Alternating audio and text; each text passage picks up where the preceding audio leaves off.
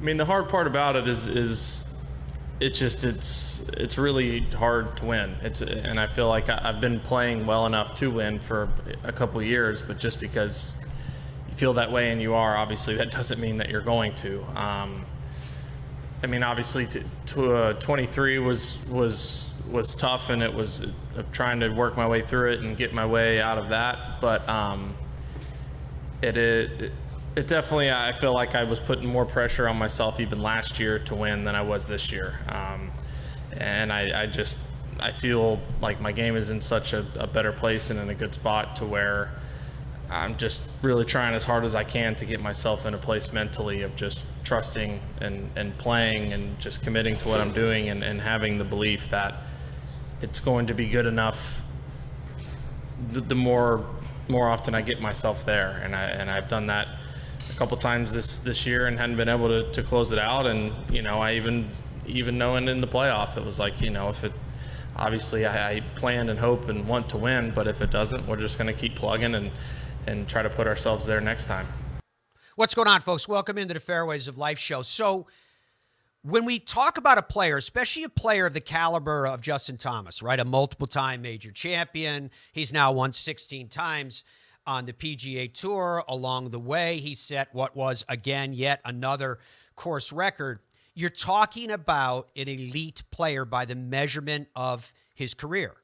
Yes, it had been a long time since he had won prior to the RBC Heritage. But to me, there's the elements that go into it. There's the technical, there's the strategy, there's the emotional, there's the capturing of the elusive. And that's what we're trying to break down in this segment for you. So we took a look at a couple different things. All right, so you have that time period between when he won last and this one. It was 1,064 days. So we went with Data Golf's pressure tool, which is really interesting. Now, basically what the pressure tool is from Data Golf is they measure how a player performs in pressure situations as compared to their historic norms. It's a fascinating piece of information. And then they use what they call true strokes gained, which is raw strokes gained against the average of the field that's then adjusted to the strength of that particular specific field. So yes, field strength as to raw strokes gain, or true strokes gain as they call it, can vary from week to week. The standard is against the average on tour for an entire season. So if you look at the pressure tool for Justin Thomas, his true strokes gain therein is plus 2.5 entering the final round under pressure in 2025. That's compared to a career average just under positive 2.0, which means JT is playing better than a half shot right now that he ever has. It's an important stat. Also not shocking, according to Data Golf. Right now, he is one of the hottest golfers on the planet, a full 2 shots better per round than the average player. The specific number, if you want to know, is plus 1.93. So when we look at that in terms of Justin Thomas breaking through, first question I have is, okay, let's look forward. Let's look at the majors. The next major championship is at Quail Hollow. When he won there in 2017, and I'm going to show you this in just a moment, it was part of a crazy year for Justin Thomas. When we started thinking crazy thoughts about what he was capable of accomplishing, which there are indications that he's back on that path again. We'll explain and justify accordingly. But Quail Hollow, he's already won there. Happy hunting grounds. The U.S. Open is at Oakmont. Everyone's going to tell you it's about length off the tee. It is, but it's a U.S. Open, so the rough is still going to be a factor. So I look at total driving, and his stat there isn't bad, at least as compared to his accuracy off the tee, without including total driving, folks, as you know, is both distance and accuracy combined. So I think it's a very important stat for Oakmont. And then you got the Open at Royal Port Rush, where you're going to have more room off the tee. That's going to be about ball striking. That's going to be about putting, on, albeit slower greens than most PGA Tour players play week in and week out, obviously. Right? So from there, now we get into the emotional. And in November last year, they had their baby girl Molly born. And when you're talking about players that have a child, a new dad, a lot of times it goes in one of two directions. Either they get a lot better at what they do, or they start to struggle. I remember one time talking to Billy Casper, who won, 51 times on the PGA Tour, multiple major championships. And I asked Mr. Casper, I said, how was it that you seemingly were not impacted by stress? Because it was a period there in the early 1960s of proficiency where, yeah, he was doing better than Arnold Palmer. He was doing better than Jack Nicklaus. You shake your head when you think about that now.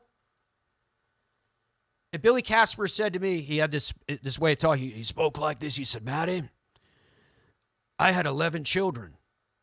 I didn't have time to be stressed. So the pressure didn't consume him. To that point, what are the emotions like for Justin Thomas? You saw it at the end of Sunday's round. What was it like to be there with his family? What was it like to have his wife and baby in tow? For sure.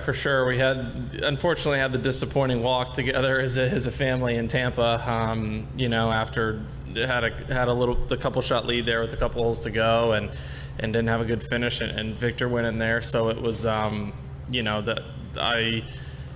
feel like I used a lot of that as kind of momentum or just to build on and motivation, if you will. But so it was great to have them there behind the green and be able to enjoy that win and celebrate with them. And I mean, there's the joy and excitement it brought to me to be able to see them after the putt went in, and even walking up to the green was something I definitely didn't think I would feel in past. But the putt in the playoff it was a putt I feel like I'd seen in past.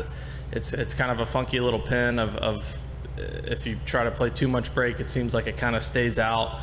But it just, more than anything, like I did all weekend, I felt like I had my read of a little bit outside the left of it being straight and falling right, and I just committed to that and really just tried to put a good stroke with good speed on it, and yeah, it looked good the whole way. I mean, just having her here, having her and Jill here, it's just it's just seeing them. I mean, walking up 18 green, even in regulation, I had to look away because it's when you're out there in the moment, you're focused on what you're doing. I mean, it's business. I mean, I'm trying to execute and do what I'm doing and trying to win a golf tournament, and just walking up there and seeing them and not knowing what Andrew did on 17, and I'm obviously trying to figure out how I'm going to either make this putt and also two putt it, and it's hard to not start thinking about what could be when I see them. So that's where I had to just kind of like put my head down and take a deep breath, because it's like that's when I feel like I could get into, I want this so bad for us. And I mean, how unbelievable my wife Jill's been, and just being a rock star and supporting. So I mean, I just would just tell her, how much fun it was for us to do this as a family, I'd say. So that point number 2, to the emotional, it looks like he's in a good headspace. Here is, as I promised you, the arc of his wins. It had been 1,064 days, again, since his last win at the PGA Championship in May of 2022. He's now the 58th player to reach 16 or more wins in the history of the PGA Tour. He did it at 31 years, 11 months, in 22 days for his 16th victory, illustrated there. So now it leads us to the elusive. And there's nothing more elusive in golf than the mysteries that surround the soul-searching part of the game called putting. Those who are great putters shrug their shoulders and go, the way to be a great putter is to simply not try to be a great putter. Okay, thanks for that. But for Justin Thomas, he found something. Obviously, it's a lot of work and time spent on it, but I mean, as funny as it is, a huge help. I called Xander at the end of last year because I think he's one of the best putters in fundamentals, and not just putting, but everything. And I just was like, can I just pick your brain for like 2 or 3 hours, just talk to you about putting? And so he came out with me, and then he just was asking me a bunch of different questions. And I mean, you guys obviously know Xander, but he doesn't leave any box unchecked. He's going to, like he said that day, he's like, if it has anything to do with you potentially improving in golf, I've probably done it or tried it.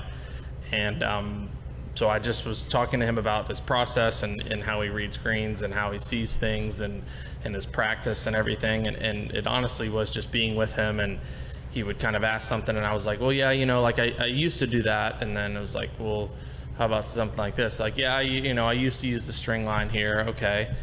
And then it just, the more I was talking, I'm like, I don't do any of the things that I used to do my best putting years. Like 2017, 18, I was very, very regimented of the things that I did. And how he said it is I had a home base and I had no home base. I had things that I did, but it was a very vague bag of things and there was no consistency to it. And I feel like I used to have a very good home base of fundamentals and things that I did. So it honestly, while he helped, it was more of the questions he asked made me realize that I'm trying basically too hard and I'm trying too many different things versus I think it's a serious skill to continue to work on the things that you do really well and not doing it differently. And I think that's been more of what it is. It's just I have my fundamentals and things that I do and checkpoints, and I'm sticking to them.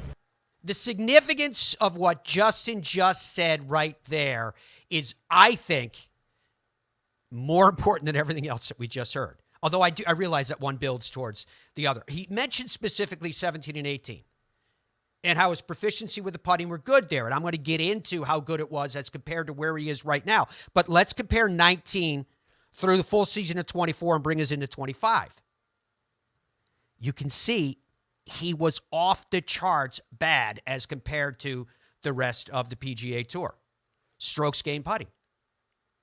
In 2025, his average, by the way, in those years I just mentioned, in fairness, it paid off, 126th. So far this year, he is top 25, just under plus 0.5, so half a shot. The last time he was in the top 50, those 2 years, 17 and 18. What he's doing is that significant. Fascinating stuff. I love the insights you get when we actually hear from the players.